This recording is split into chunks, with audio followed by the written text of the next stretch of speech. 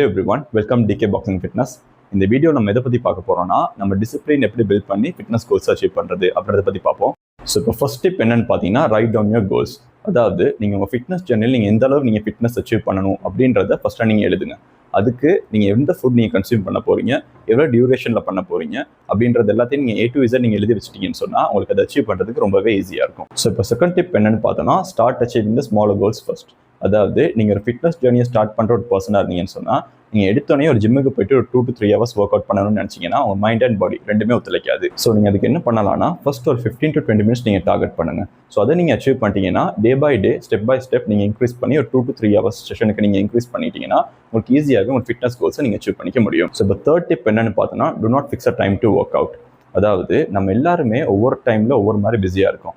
So அப்படி இருக்கிற நேரத்தில் நீங்கள் இந்த டைம் தான் நீங்கள் ஒர்க் அவுட் பண்ண போகிறீங்க அப்படின்னு உங்கள் மைண்டில் நீங்கள் ஃபிக்ஸ் பண்ணிட்டீங்கன்னு சொன்னால் அந்த டைமில் நீங்கள் ஒர்க் அவுட் பண்ணலாட்டி அது அடுத்த நாளைக்கு தள்ளிட்டு நீங்கள் ஒர்க் அவுட் பண்ணாமலே எடுத்துருவீங்க.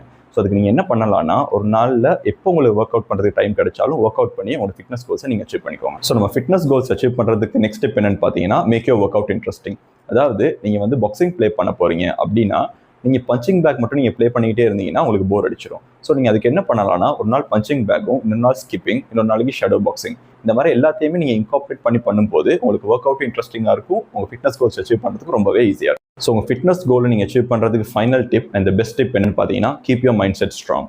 நீங்கள் என்னத்தான் கோல்ஸை புக்கில் எழுதினாலும் சின்னதாக பிரித்தாலும் அதை அச்சீவ் பண்ணணுன்ற ஒரு மைண்ட் செட் உங்களுக்கு இல்லாட்டி உங்களுக்கு வந்து எந்த கோல்ஸையுமே அச்சீவ் பண்ண முடியாது. ஸோ உங்கள் மென்டாலிட்டி தான் எல்லாமே. ஸோ உங்கள் மைண்ட் செட்டை நீங்கள் ஸ்ட்ராங்காக வச்சுக்கிட்டீங்கன்னு சொன்னால் உங்களுக்கு ஈஸியாகவே எல்லா கோல்ஸையுமே அச்சீவ் பண்ணிக்க முடியும். ஸோ ஆல்ரைட் எவ்ரிவன், உங்களுக்கும் இந்த மாதிரி ஃபிட்னஸ் கோல்ஸ் அச்சீவ் பண்ணணும் அப்படின்னு ஏதாச்சும் ஐடியா இருந்துச்சுன்னா கீழே இருக்கிற டயல் பண்ணுங்கள், DK பாக்ஸிங்கில் வந்து ஜாயின் பண்ணுங்கள்.